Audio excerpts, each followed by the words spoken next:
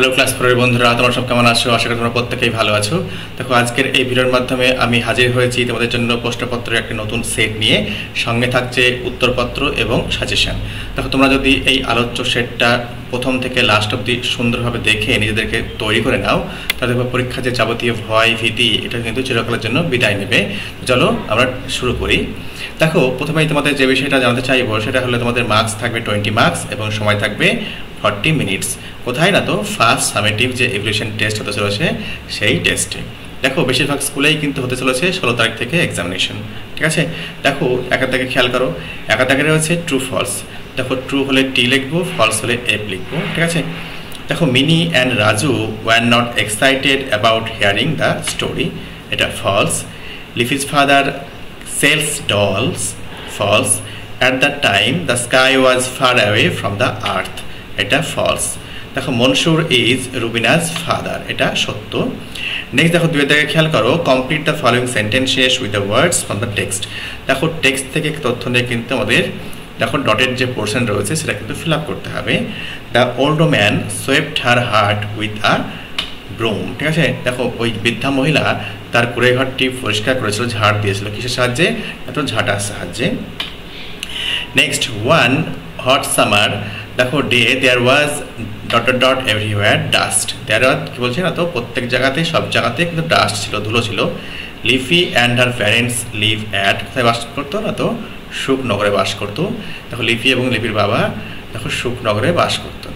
Next দেখো, dot dot dot is Lifi's friend, এখানে হবে সুজয়। ঠিক আছে, দেখো নেক্সট বলা হয়েছে তিনের দিকে খেয়াল করো। Make meaningful sentences with following words. দেখো নিচে যে শব্দগুলি রয়েছে সেই শব্দগুলি দিয়ে কিন্তু অর্থপূর্ণ বাক্য রচনা আমাদের করতে হবে। দেখো, ভিলেজ, ভিলেজ কথার অর্থ হচ্ছে গ্রাম, তাই তো? দেখো, তোমাদের বোঝার সুবিধার্থে আমি কিন্তু ওয়ার্ডের বাংলা মানেও কিন্তু পাশে দিয়ে রেখেছি।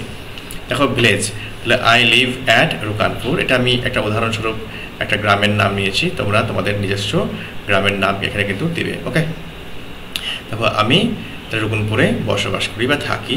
নেক্সট বলা হয়েছে ব্রুম, ঝাঁটা। দেখো, my mother uses broom while cleaning the floor of our room. দেখো, আমাদের রুমের যে মেঝে পরিষ্কার করার সময় মাকে ইউজ করে, এত ব্রুম ব্যবহার করেন। নেক্সট বলা হচ্ছে অ্যাগ্রি, অ্যাগ্রি মানে রাজি হওয়া।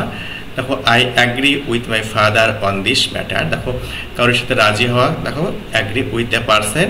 ঠিক আছে, টু এ প্রপোজাল হয়। ওকে, দেখো উইথ কোনো ব্যক্তির সাথে একমত হলে তখন কিন্তু অ্যাগ্রির পরে কিন্তু উইথ হয়। ঠিক আছে, নেক্সট দেখো অ্যাংশাস, অ্যাংশাস কথা মানে উদ্বিগ্ন। He is anxious to do well in his examination বা এক্সাম। দেখো, সে কিন্তু খুব অত্যন্ত উদ্বিগ্ন তার পরীক্ষায় ভালো করার জন্য। নেক্সট কী রয়েছে? দেখো 4 নম্বরে টিক, টিক দিতে বলা হয়েছে। দেখো, tick the most appropriate answer from the alternatives given. দেখো, কয়েকটা অল্টারনেটিভস এখানে দেওয়া রয়েছে, যেটা সঠিক হবে সব থেকে সেটাকেই কিন্তু টিক চিহ্ন দিতে হবে। গুগল হ্যাজ স্পেন্ট, দেখো Gogol has spent a week in his cousin's home. দেখো, এক সপ্তাহ কিন্তু তার কাজিনের বাড়িতে কাটিয়েছে। নেক্সট দেখো, পিপুল র্যান ইনডোর্স, মানুষজন ছুটে ঘরের ভেতরে চলে গেল। কেন না তো? ইন ফিয়ার, ভয়। নেক্সট বলা হয়েছে দেখো, find common gender and neutral gender. ঠিক আছে, দেখো নিউট্রাল জেন্ডারটা লাইফলেস থিংকে ইউজ করা হয়ে থাকে, যেমন টেবিল, চেয়ার, কাঠ, এগুলো কোনো প্রাণ নেই। আর দেখো কমন, যেটা কমন তোমার ক্ষেত্রেও কমন হবে, অন্যের ক্ষেত্রেও কমন হবে। যেমন মাকে আমরা মা বলে ডাকছি, বাবাকে বাবা বলে ডাকছি। দেখো, এই ওয়ার্ডটা কমন, সেক্ষেত্রে কিন্তু কমন জেন্ডারের মধ্যে পড়ে। দেখো, এতে খেয়াল করো, the old woman swept with her broom.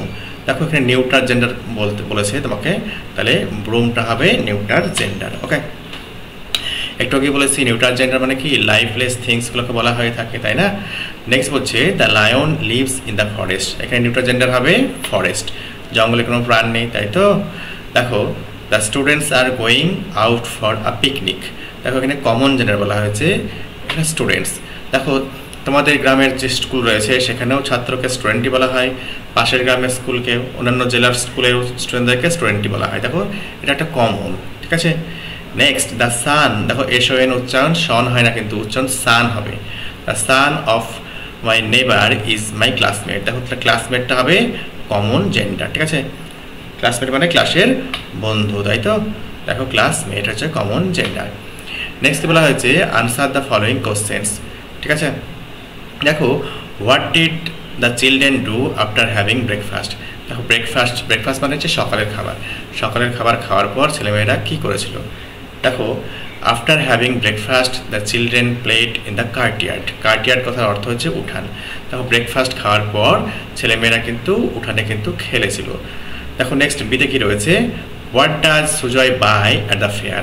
দেখো ফেয়ার মানে মেলা, তাই তো, ফেয়ার মানে মেলাও হয় আবার সুন্দরও হয়।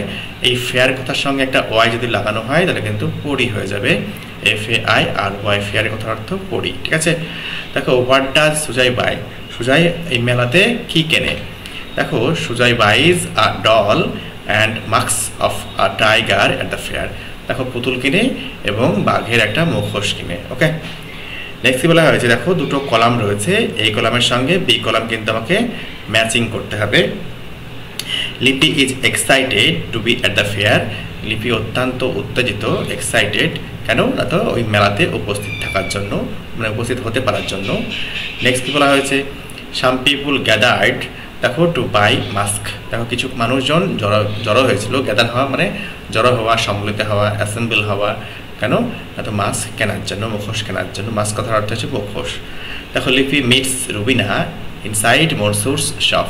দেখো লিপি কিন্তু রুবিনার সঙ্গে লিপির দেখা হয়, মিট হয় কোথায়, এটা তো মনসুরের দোকানের ভেতর। ইনসাইড কথার অর্থ হচ্ছে ভেতরে।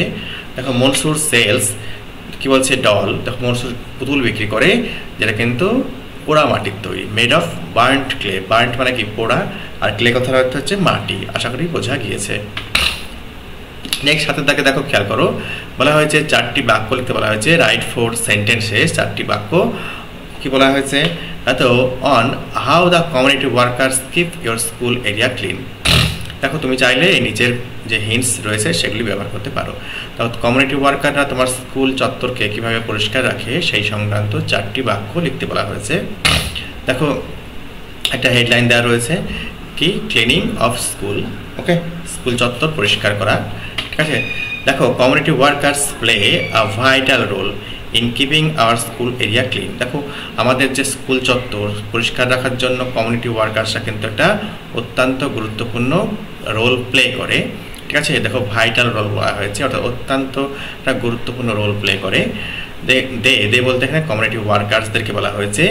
দে regularly sweep the dust with brooms, ensuring that pathways remain clear and safe for the students. দেখো তারা দৈনিক কিন্তু দেখো নোংরা আবর্জনা কিন্তু ঝাঁটা দিয়ে পরিষ্কার করে, এটাকে সুনিশ্চিত করার জন্য যে রাস্তাগুলো যেন পরিষ্কার পরিচ্ছন্ন থাকে এবং নিরাপদ থাকে স্টুডেন্টদের জন্য। দেখো সেফ বলা হয়েছে, সেফ কথার অর্থ হচ্ছে নিরাপদ, ঠিক আছে। দে বলতে community workers. They also use water, কি বলছে তারা কি ব্যবহার করে, জল ব্যবহার করে। টু ওয়াশ ডাউন সারফেসেস মানে যে কোনো জিনিসের উপরিভাগকে ইংরেজিতে সারফেস বলা হয়।